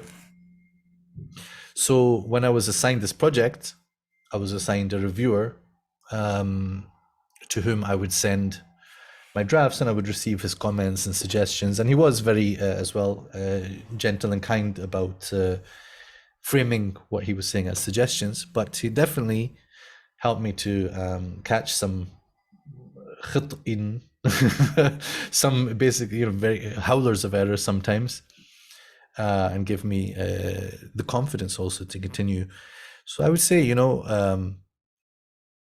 that's a good position to be in, that you are translating and having something closely read and getting feedback on it, because then you can really see where you are as a translator, what you need to improve on, and you can actually then have the confidence to continue. That's what happened with me. So that's something we'll offer you, inshallah, and there's lots of projects happening at Ibn Ashur Centre. We need people we need translators, and inshallah we'll talk about that outside of this class. سورة الرعد صنوان مجتمع لكل قوم هاد داع. Yeah, it says mujtama', right? So it should be like something is gathered. We would say mujtama' is like majmu', but the reflexiveness is already in ijtama'a, so it's mujtama', right? They gathered ijtama'u, not ujtumi'u, right? So if they don't say but they gathered ujtumi'u, then gathered is mujtama' and not mujtama'. Why do we call a society mujtama' though? Interesting. عقبات الملائكة يحفظونه من أمر الله بإذنه بقدرها على قدر طاقتها لهم سوء الدار سوء العاقبة طوبى لهم فرح وقرة عين أفلم ييأس يعلم. سورة إبراهيم مهطعين ناظرين في الأصفاد في وثاق من قطران. في وثاق it says here, and I've gone with that as well. But in the Quran it says فَشُدُّ الْوَثَاقِ, right? So why withaq? Can you look in a dictionary and see like which one should we expect? Yeah. Any of you can look, of course. But just to save time, I'm saying while I continue scrolling through. النحاس المذاب. سورة الحجر. ربما يود الذين كفروا يتمنى مسلمين موحدين في شيع الأولين من كل شيء موزون معلوم من حمأ مسنون طين رطب أغويتني أضللتني فاصدع بما تؤمر فامضه. سورة النحل. فأمضه, right? إمضاء, rather than just to walk it. أمضي, fulfill. بالروح بالوحي. Do you remember that sound? Did you hear that just now? That's like when the phone is ringing. Yeah, are you old enough to know that sound? Yeah. That was a really blast from the past. We used to have speakers, and then you'd know you're getting a message before it came, because it did grr, grr, grr, grr. Wow, thank you, Itqan reader guy. فيها I'll check who it was, because I give him credit, although maybe now he should be anonymous for his own good. دفء الثياب ومنها جائر الأهواء المختلفة تسيمون ترعون. ذكريات الأيام, think like you're texting your mahboob or your mahbooba, right? Halala, right? So then, dig, dig, dig, dig, dig. Oh, she texted back. I mean, your mom, مواخر جوارية تشاقون فيهم تخالفون. I'm only making jokes so that some of you writes lol in the chat and I can see you're still awake. Otherwise, I would not do it, of course. Any idea about the wathaq? It's not loading for some reason. I'll grab Okay. You get the big... yeah, lane. Oh no, it's a bit hard to reach. Oh, it's okay, I got it. Don't worry. But you have to put it back where it was. That's the thing. Don't worry. Right. So we are now in Surah Al-Nahl. تشاقون تتفيأ. The ta reading is ascribed to Abu Amr and Yaqub among the 10. The reason I've said it in this way is ascribed to, I mean, it's fine, it is their reading, but I just don't want it to sound like I'm saying Ibn Abbas was reading, via Abu Amr or something like that. Yeah, that's I want to avoid this kind of mistaken impression. يتفيأ تتميل حفد الأسهار عن الفحشاء الزنا يعظكم يوصيكم هي أربى أكثر. سورة الإسراء. وقضينا أعلمنا فجاسوا فمشوا حصيرا سجنا فصلناه بيناه أمرنا مترفيها سلطنا شرارها فدمرنا أهلكنا وقضى ربك أمر ولا تقف ولا تقل ورفات غبارا فسينغضون يهزون بحمده بأمره لأحتنكن لأستولين يزجي يجري فرقناه فصلناه قاصفا عاصفة تبيع نصيرا زهوق ذاهبا يئوس قنوطا على شاكلته ناصيته كسف قطعا مثبورا مطعونا. سورة الكهف عوج ملتبسا قيما عدلا والرقيم الكتب تزاور تميل تقرضهم تذرهم بالوصيد بالفناء ولا تعد عيناك عنهم لا تتعداهم إلى غيرهم. So I'm not so happy with this translation depart. I mean, تقرضهم, it leaves them. تذروا would be to leave or to abandon, but here it just means the sun passes them by. Would we say it departs them? But maybe my issue was if I write the word leave, if I said leaves, to leave, تذروا, it's okay. Maybe I just felt like the word leave, or especially leaves, might sound like, awraq, al-shajar or something. So I wanted to choose a word that was less ambiguous. But I'm not seeing any problem with leave. Some of you have got, so Saad says, I had, mal'unan is for mathburan. What do we have here? Yeah, mathbur, mal'un. So what's the difference? Is there something different up here? Mathburan, mal'unan. Yeah? So what's the difference? Okay. I don't know if he might have read something else. I don't know. So we already got an answer a long time ago, Muhammad, from Sarah. I don't know, but you find anything? She said wathaq and withaq both refer to bond or chain. I was thinking one might be used for plural or something like that. You're not getting an answer there? He doesn't talk about withaq or wathaq. Are you sure? Istiqa أو ثقة. No, but you're looking at the verbs. Then you go down to the nouns after that. Is it too short, the entry? This is supplement. Okay. All right. I'm going to let withaq stand, since that has been verified by Sarah. Okay. كالمهل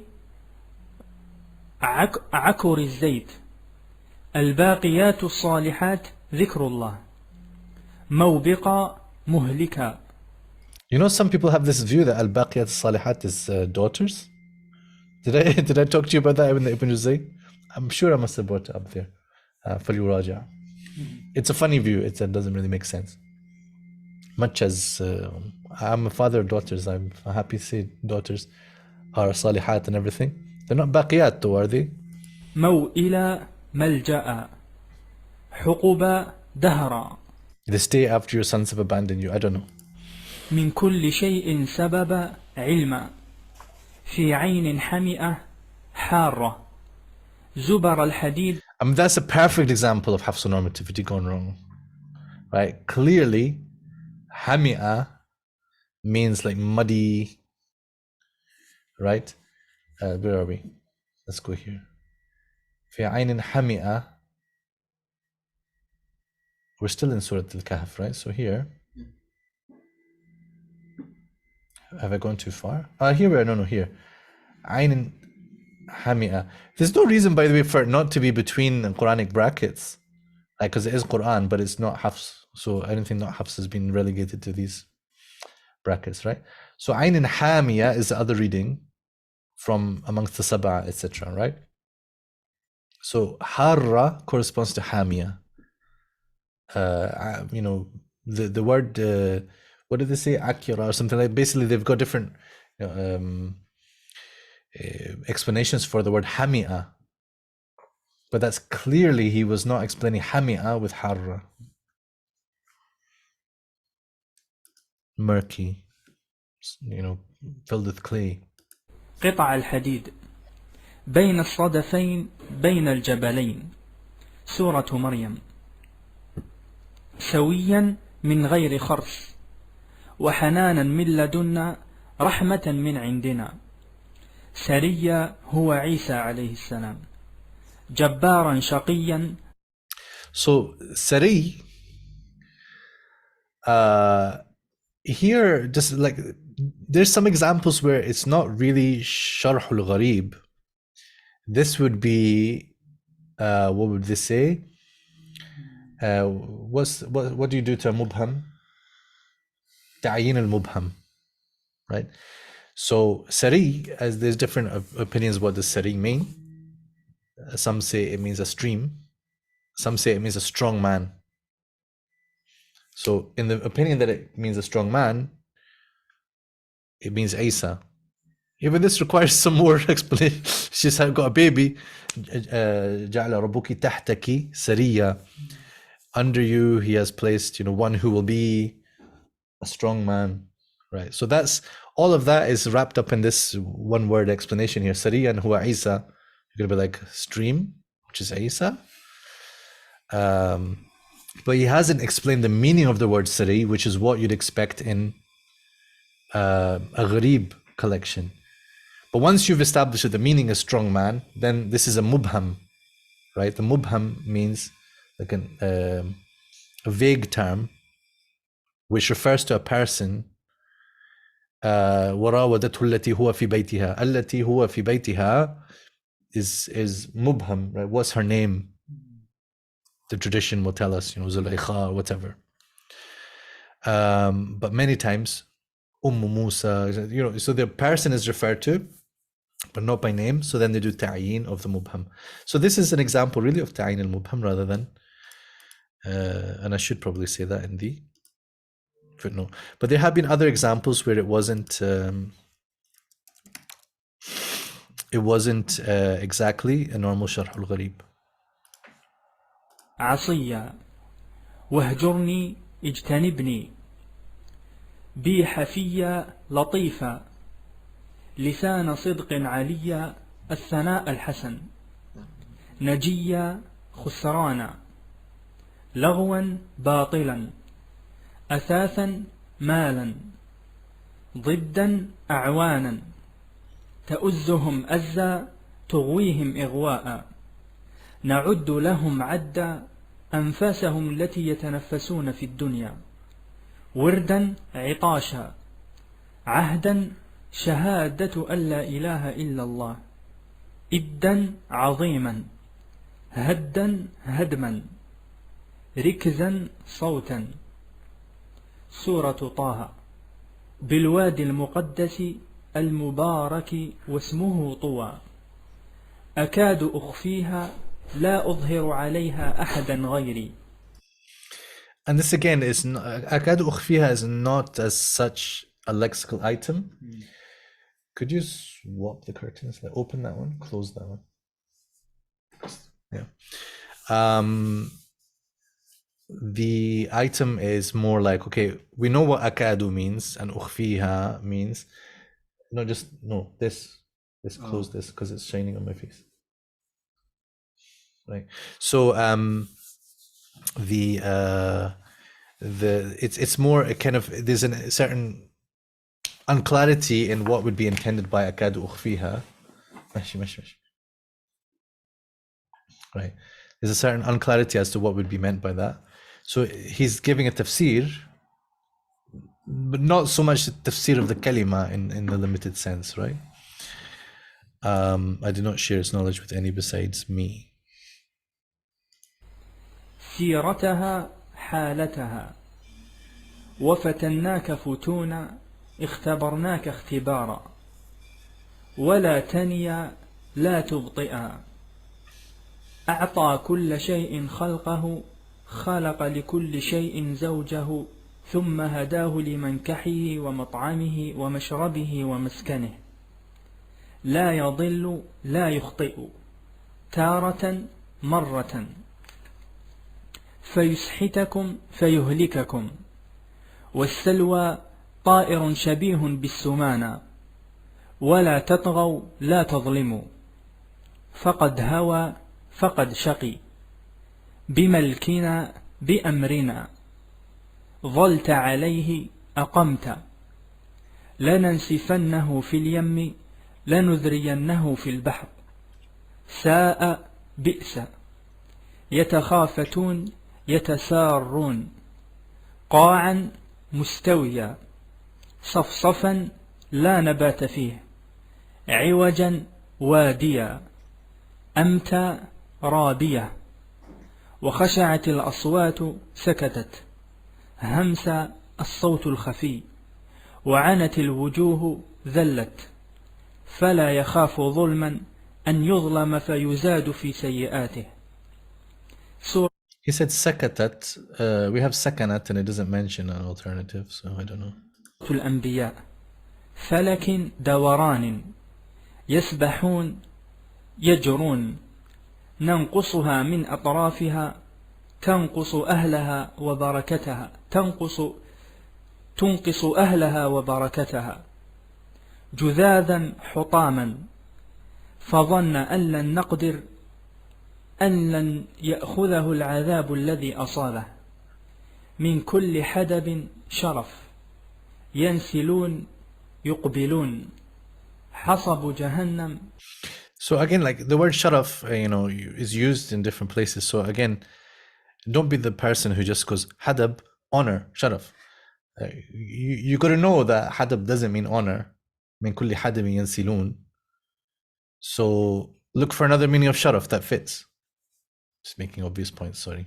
شجر كطي السجين. Because I know the people that do that, and it gets published as well. والعياذ بالله. للكتب كطي الصحيفة على الكتاب.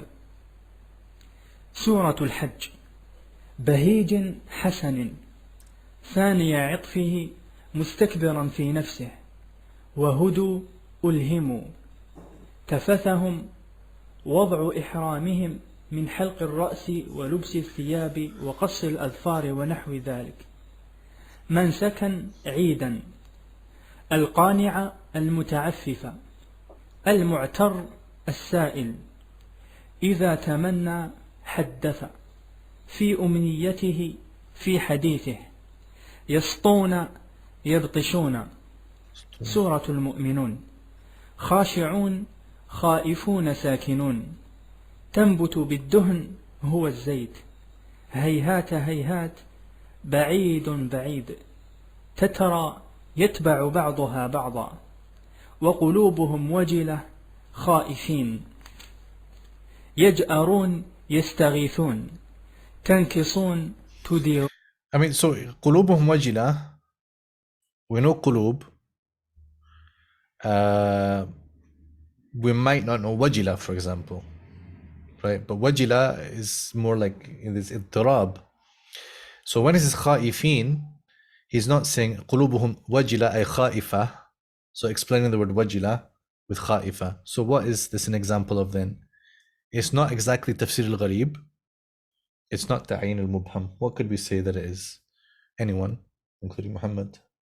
What is it? So what's this type of explanation? It's not really tafsir al-Gharib. It is what? Any ideas? The Zoom crowd is kind of slow reaction, so I don't know sometimes if I'm waiting. You know what we need on Zoom is like Nazish is typing, then I would know that you were about to say. Yeah, just ta'wil. Good. Ta'wil of what? Just to make that clearer. I think that you understood the point basically. Yeah, of wajila. Yeah, not of wajila, of qulubuhum wajila as an expression, which is a majaz, or it's not a majaz here. It's a kinaya, in fact. But more generally speaking, you have books of majaz al-Qur'an, and I guess al-Suyuti probably has a note on this, where you have an expression and it is an idiom. So kinaya here would be literally their hearts are tremble. Are they? Do hearts literally tremble? they beat. So it's an expression which means something. What does it mean? They are fearful. So Allah Azza wa Jalla could have said وَهُمْ يَخَافُونَ or خَائِفِينَ, but he said وَقُلُوبُهُمْ وَجِلَةٌ, and it's much more meaningful. But here Ibn Abbas didn't explain the word wajila, he explained the phrase وَقُلُوبُهُمْ وَجِلَةٌ. So like there is again some items in this list that might fit better in a different kind of list. That's what I'm pointing out to you. سامرا تهجرون تسمرون حول البيت وتقولون هجرا عن الصراط لناكبون عن الحق عادلون تسحرون تكذبون كالحون عابسون. He read it a certain way, but how is it in the book? تسحرون تكذبون. That's what I've written here. تكذبون. To be deceived. Right. So when do you use IE and when are you not using it? Like for example, قلوبهم وجلة. So because you saw here exactly the reason. So you didn't have IE for that. Oh right, I see. So that's okay, yeah. Muhammad convinced me. I want IE here. IE, by the way, comes from Arabic ay. It doesn't, but it should. Is another word that you should use in the kinayat rather than wajila.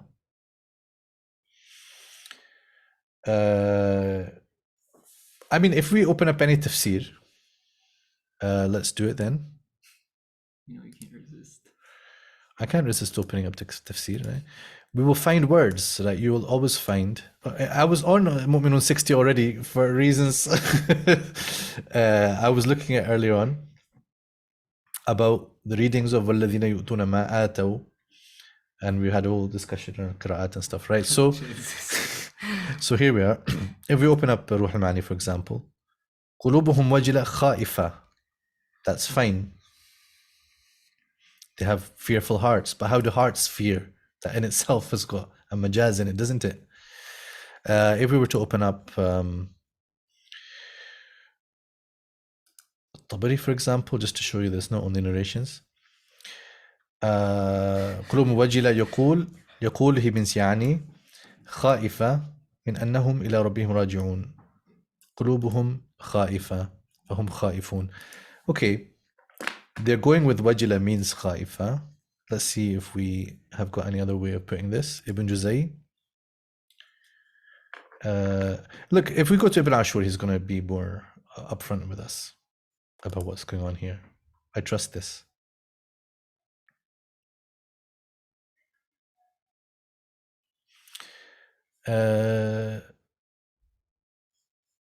Okay.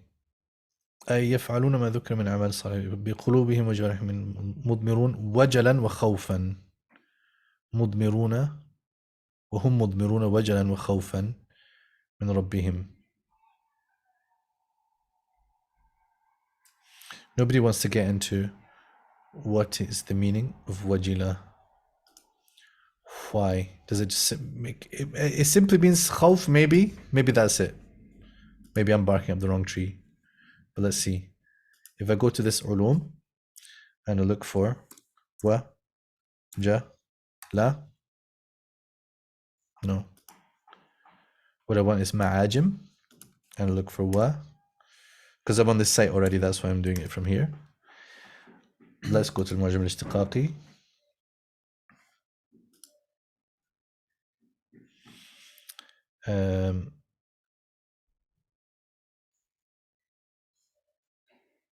وجلت منها القلوب. So there seems to be a kind of correspondence. The wajila wants to be for qulub rather than just like أنا wajil. I'm fearful. فسرت المعاجم الوجل بالفزع والخوف وهما ضعف واضطراب. Right, because he said المعنى المحوري الاحتواء على مائع. This Jabal is very complex when it talks about things like this. في الضعف وخفة الجرم زمنا طويلا. okay. فالوجل هنا من خشية أن يكون إيتاؤهم مشوبا بما يبطله وهم سيردون إلى ربهم فيحاسبهم.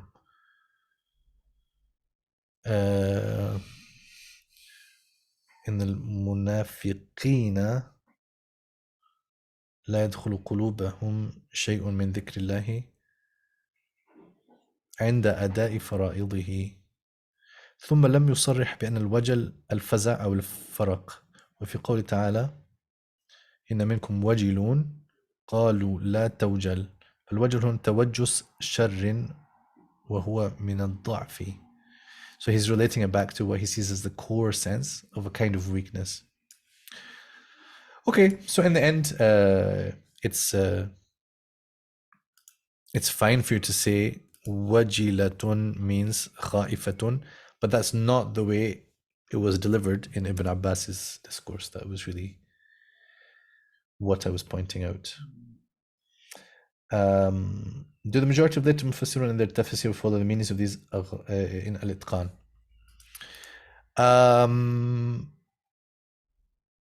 Not necessarily from Al-Itqan, but they would look at what has been narrated from the Salaf about the meaning of certain words, and in particular Ibn Abbas's explanations would feature.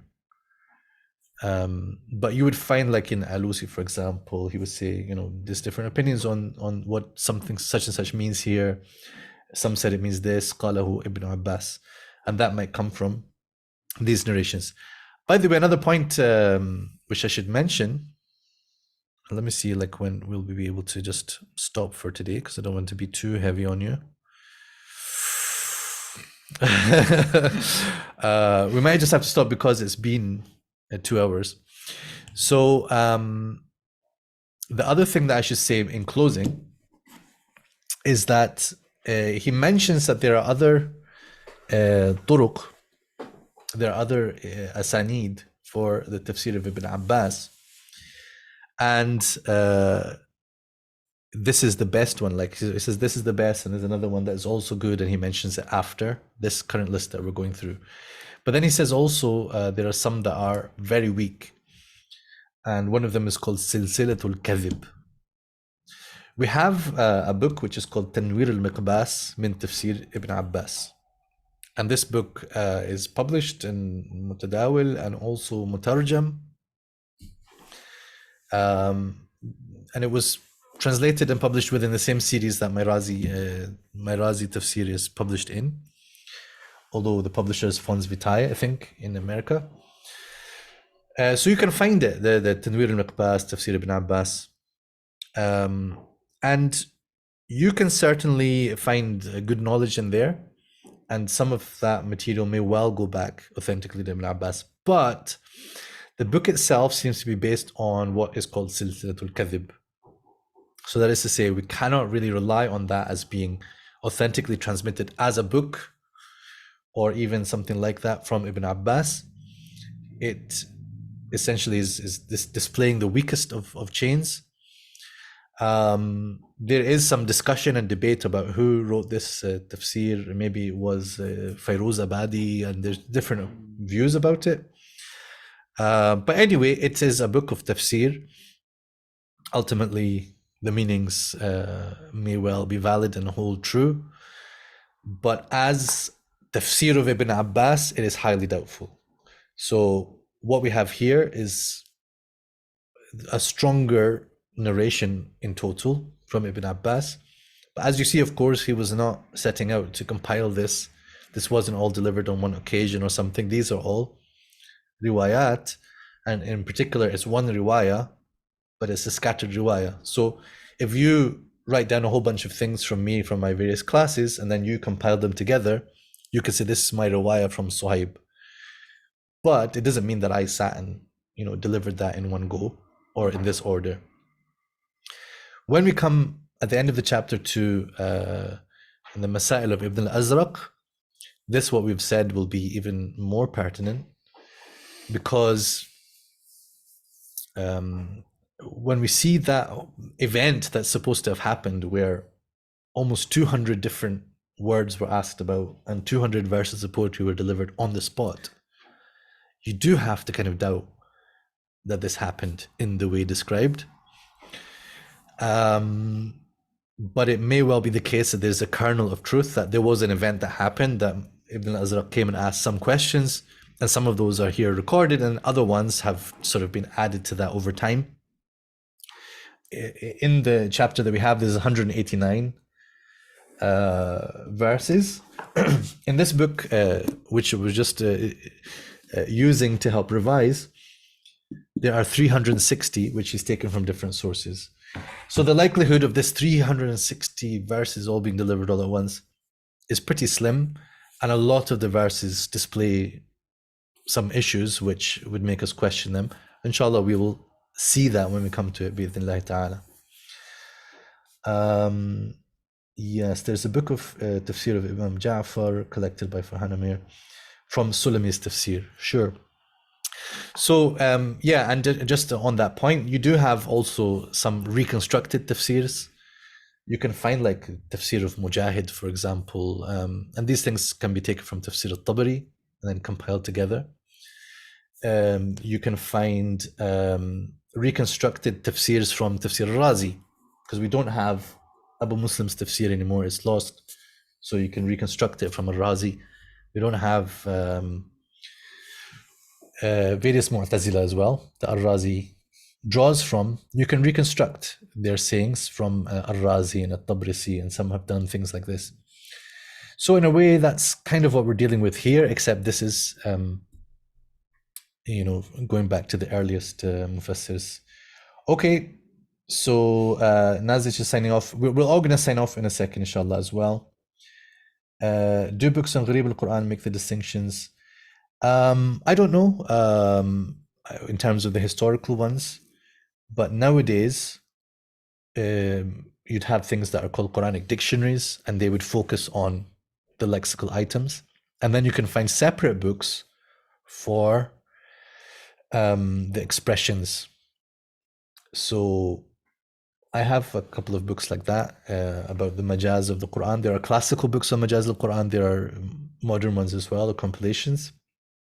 And then you have got, there's even a chapter in Suyuti's book called Al-Mubham, right? So we can have a look at it, but it's not in this range of chapters.